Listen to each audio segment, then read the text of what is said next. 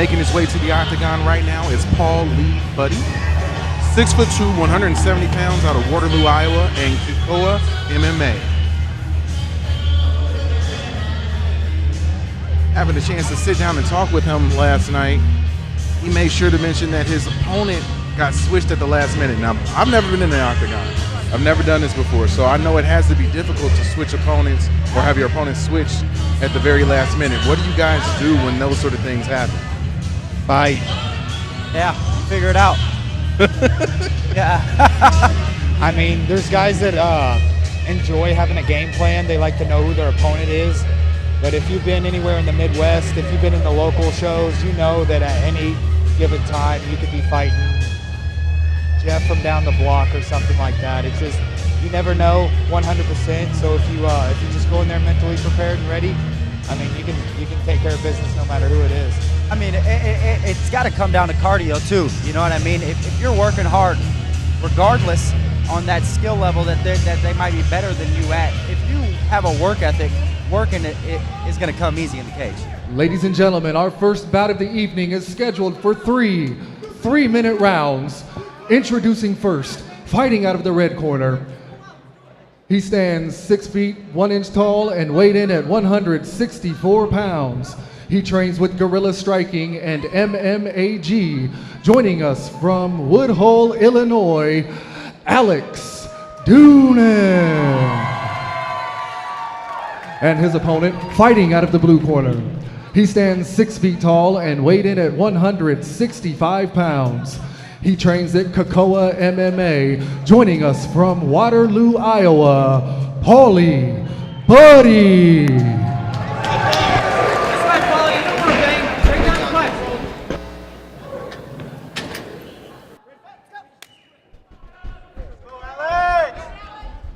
Here we go with this route. Scheduled for three Let them go early. 3-minute rounds. But yeah, I don't know if it's going to last that long. These guys are going at it already. Like maybe got poked in the eye, maybe. Punched.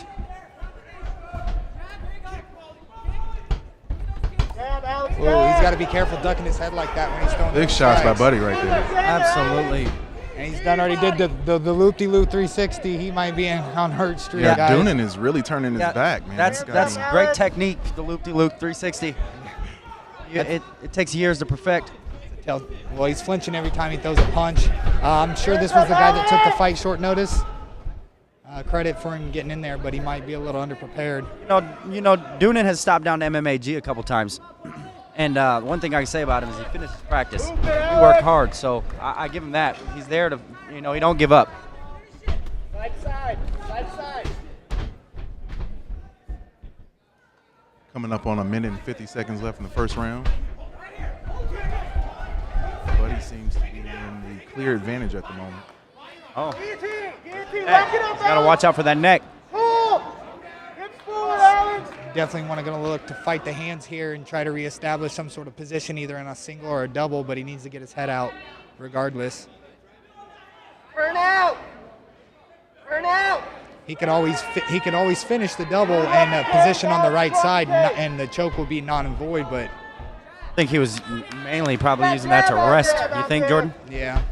Oh, good jab. Paulie's long. Kick looks low. There you go. Yeah, I see that. Definitely a low blow right there. That might have been the second time it's happened.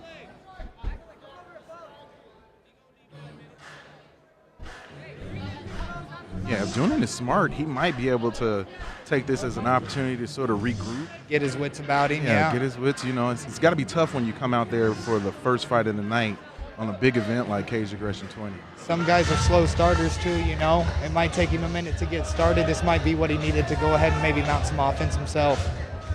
Yeah, his opponent switched up 2-3 times, so. Hands up, Alex. Get those hands going. Been a blind date for him. Yeah. 1 minute and 7 seconds about left in this round. You got to stop turning and throwing. When you're scared like that, you just cannot. It's bad. It's dangerous. Yeah, you've always heard the story or the sentence, the ones that hurt are the ones you don't see coming, and that's 100% correct. Yeah, I'd say You got so. the guys that close their eyes, next thing they know, they get popped one, they don't even know what it was, and they're dropping just because they know they got hit, not necessarily that it was that big of a punch even. Right. It's natural instinct. Exactly. Just a response. 30 seconds left in round 1. Needs to Alex, get out of there. release that Scramble. overhook. Scrambling for top position. A lot That- of energy being spent here. Should have utilized that underhook a little bit better. That overhook was almost Go out the back, stopping Alex. his leverage. Out the back. Out the back, Alex. Put your hips out. Needs to frame. Get something in between Scramble.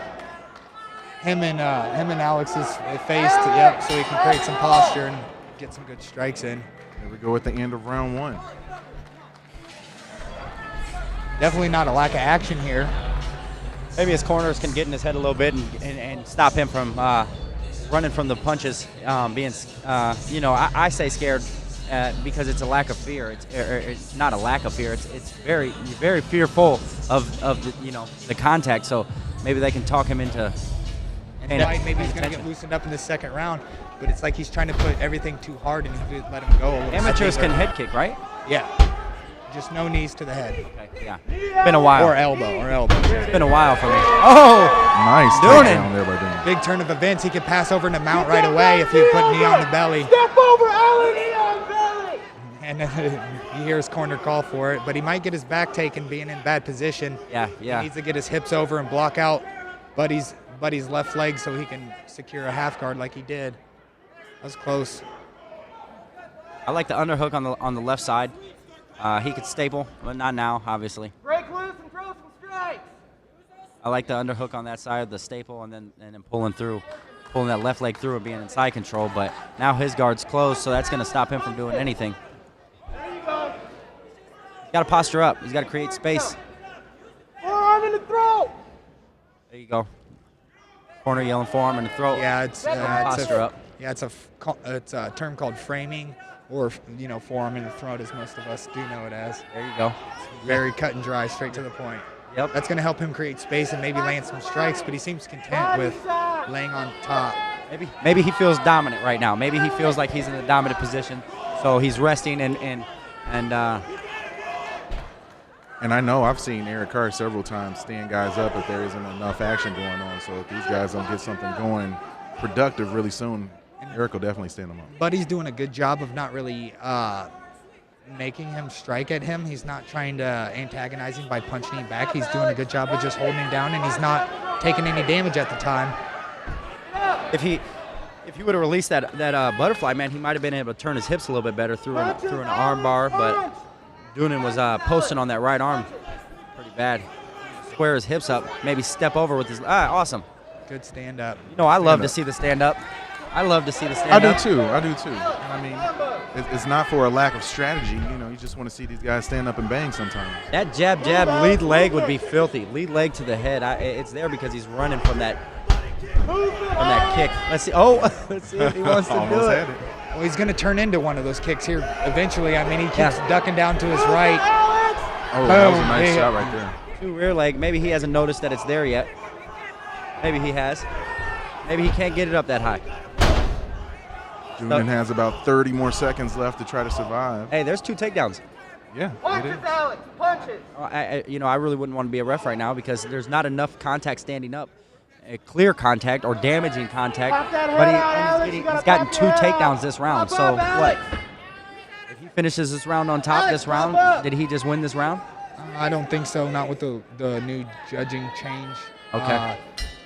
The decisive, but he did nothing on top, and I think what they look for now is damage, and it seems that Buddy is overwhelming on the feet. Yeah. You got Doonan turning his head, and even if some of those aren't connecting, it's making it look like it's a lot worse than it actually is. So Controlling depend- the cage. depending on what the judges are looking at. I mean, but you are absolutely right with two takedowns. That could be something that they do look at, and that they're not really used to changing their strategy of judging on. Maybe they like the takedowns, and they're going to go with Doonan on that one because of the clear, unresisted takedown attempts.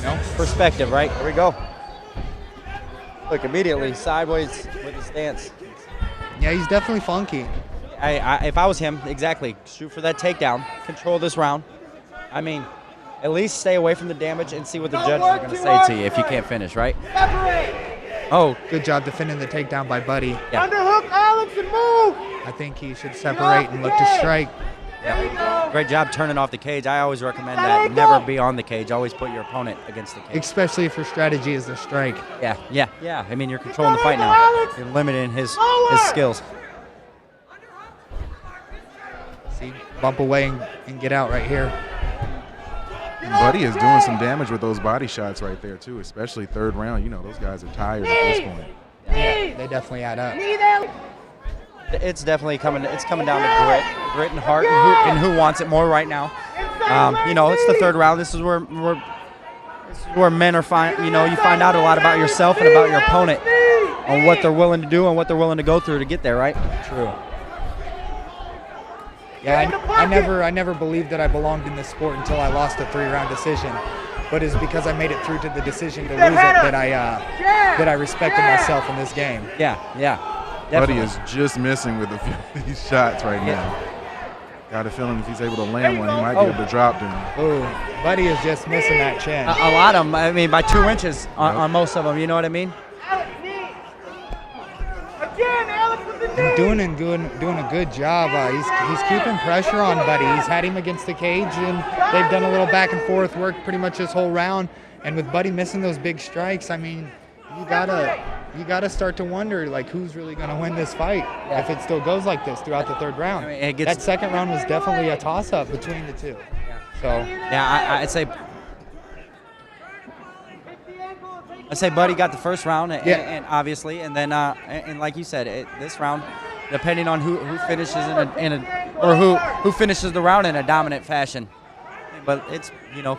And if Doonan gets the Drop takedown it, here, it'll be pull, huge for the Budde. third round. He needs this takedown. Drop it, pick that ankle. Really does, Get but that takedown. he's really got to focus on one leg if he can't get that double. He's too focused on that double. Take him down, Alex. Nice There you level go. change. Hey, and you know, I like that because just because you didn't secure the double leg or get that takedown, he still used it for the transition to end up on top. Budde overcommitted on the sprawl. He had nobody underneath him, and he completely pancaked himself. If he had just maybe kept pressure on the front of the head, he could have easily took a mistake, and that's why he's here. But a great reversal. There it is. You know, just as we're speaking about him, he turns and he does something good. So Hey, and the judges might see that. That was, you know, the judges might see that in his favor right there. hard fight by both guys. I mean, for Yeah. being amateurs, they both went out there. They went through a lot of things. They made a lot of transitions between every position. And I mean, good job, guys. Yeah, you know, you never hang your head, you know, when you go to a decision, because at the end of the day, you know, no, you didn't get beat. You didn't get finished. You know, as a man, you can still keep your pride and say, I wasn't put out and I wasn't put away. As long as you put everything into it, and I think both guys did that. Yeah, for sure. And it seemed like, you know, the ebb and flow of that third round was very apparent, and both of those guys had high points in those rounds. So it's really going to come down to that second round and what the judges saw in that second round. I think so too. I think if they have a definitive winner and Budde in that second round, then I think he definitely wins the fight, because that third round was super close with all the back and forth, and that second round was super close too. So I think you're right, JD. If they call that second round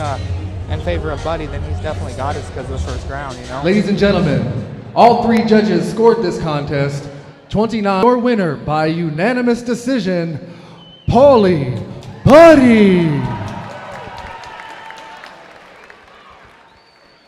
And there you have it.